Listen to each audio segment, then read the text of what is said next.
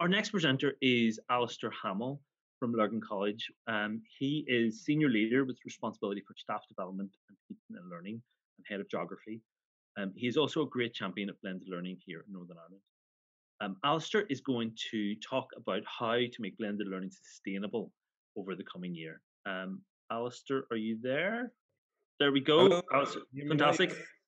I'll let you take over then, Alistair. Great stuff. Thank you very much. Okay, so can I just check that you're seeing the presentation okay? Yes, we can hear that. We can see that now. Excellent. Okay. Right. First of all, thanks very much for the opportunity to come along and join in this tonight. It's great, I think, in days like this to be able to be trying to share with each other and share some ideas. So I'm going to be talking a little bit about something that I did with our staff just last week, whenever we were looking at the reality of the fact that some of our students are already off. My school is a 14 to 18 school, so senior high school, GCSE and A-level. And clearly, if our students are off for a while, we're going to have the potential of some significant impact on their learning whenever they're self-isolating. So I have done what it's probably not very good in the teaching world. I've come up with a new term, with probably enough terms going on here, but I've come up with this term, and hopefully by the time we've finished, you'll maybe get a little bit of insight as to why I think this whole notion of resilient teaching for blended learning is a useful concept. So as I was thinking about this and designing this for our staff, I came up with a couple of key principles that were guiding me. The first one was this one of the continuity of learning. It is extremely important that our students manage to get access to the learning, particularly if they're self-isolating without any symptoms and they're able to work at home. It's extremely important that, especially as I'm thinking of exam classes, that those students get the chance then to make sure that they keep up with all the learning that's going on. But at the same time, the other principle that was absolutely cast iron for me was this notion that this has got to be sustainable for teachers. I don't know about you, I'm loving being back, but I'm absolutely knackered. I can't believe that it's not half term yet. This has felt like the longest term. And the most important resource that any school has is its teaching staff. And if we don't make this sustainable, we will wipe out the most important and most significant resource that the school has. So can we reconcile those two? It seems like a bit of a difficult ask, but let's see if we can do that. So this brings me then to the notion of resilience. Now, normally we define resilience as bounce back ability or something like that, the ability of somebody to get up again once they're knocked down and to carry on. But I came across this definition recently that I really liked. I'll just give you a few moments to read this definition that's appearing on the screen.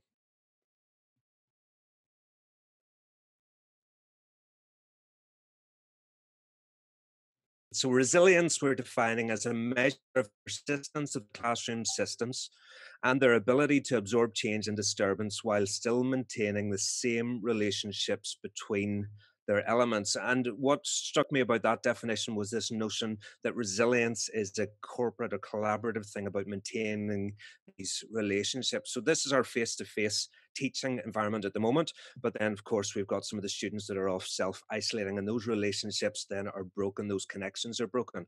So how do we do this? Well, we, as I was just mentioning there, we clone ourselves and there's two of us. Only that's clearly never going to work. Because one of our principles is the sustainability for staff. That is never going to work at all. So how do we do something like this? Is there a way that we can produce resilient teaching that will enable blended learning, that will allow those two things to happen, continuity of learning for our students, whilst making sure that we as teachers can still maintain the sustainability of this, to maintain these elements as we change? Well, I think there are ways that we can do that, and let's have a look at the how. So the question that I asked our staff was this. I think this is a crucial question to reflect on. What strategies are you currently using in your face-to-face classes now that would allow for seamless transition into a blended learning format? What are you doing now that would seamlessly transition? So I'm going to share with you a couple of strategies that we've been experimenting with, but I invite you to think about that and see if there's anything that comes to mind just before I do so. And the notion that I said to the staff is that this wave is coming, that's this disruption, it's already hit many of us. How do we cope when this wave hits us? Well, the way that a ship will cope with a large wave is not to try and outrun it, but to turn into it. The disruption is still real, we still feel it, but we don't get overwhelmed by it. We can keep going. So here comes some of the examples. And the first one that I'm going to be talking about is a really, really simple one. It's just using some digital technology to produce this learning log. So this is one that a colleague of mine in the geography department has put together for a Google Classroom, and the learning log is simply this. Now, the thing with this is that we're using this now with our students. We're getting them used to using this. It was something that we trialed during lockdown, and it worked very, very well. It was just simply a way, basically, of having a digital homework diary, if you like.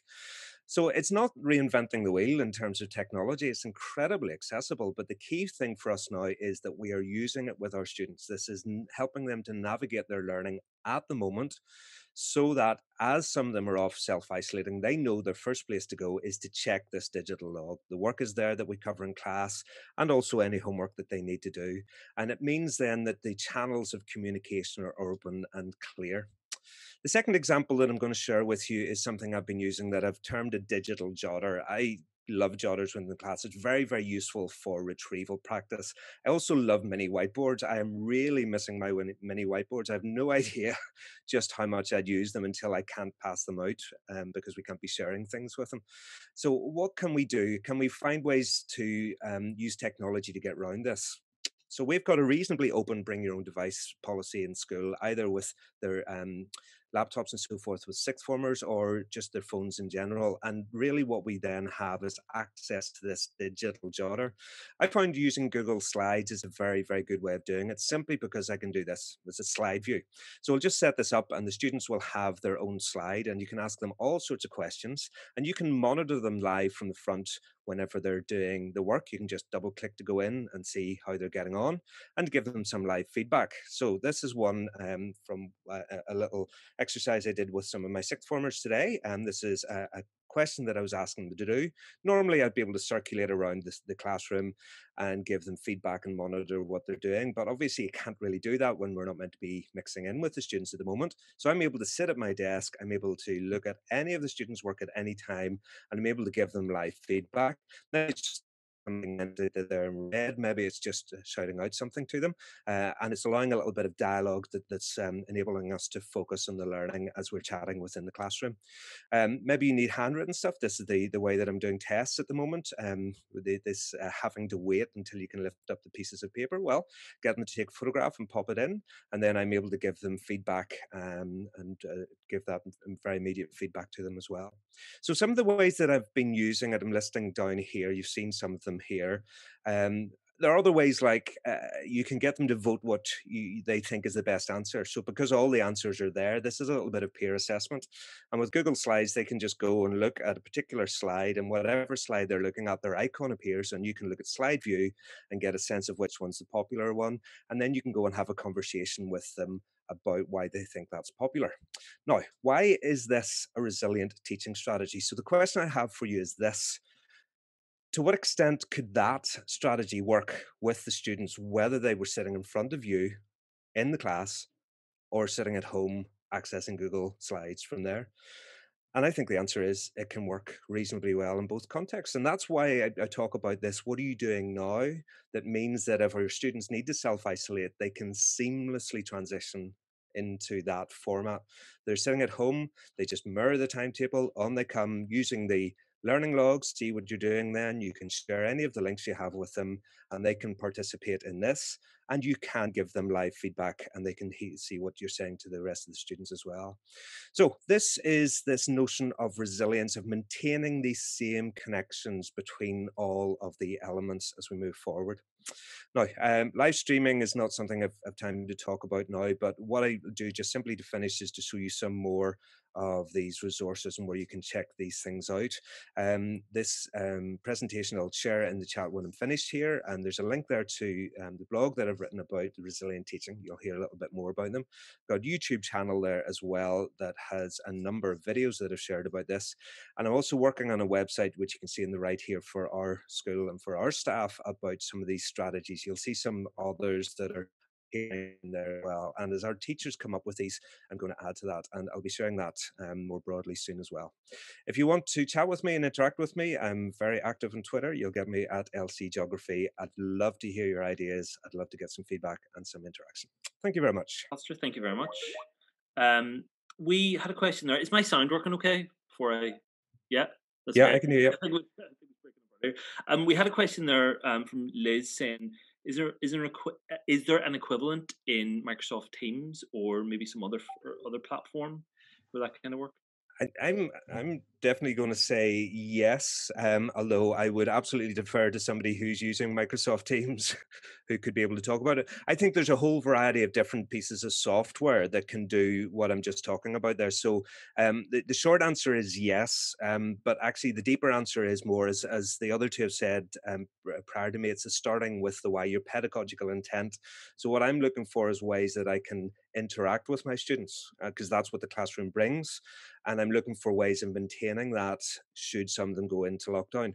The tool, the technology used to do it actually becomes very secondary. And it's just simply a matter, if you're a Microsoft Teams school, of going to the person that knows all of the stuff about how the technology works and getting the advice. But the key thing is to start with your pedagogical intent. What is it I want to do? And then what's the technology that can help? Brilliant. Thanks very much, Alistair. Thank you.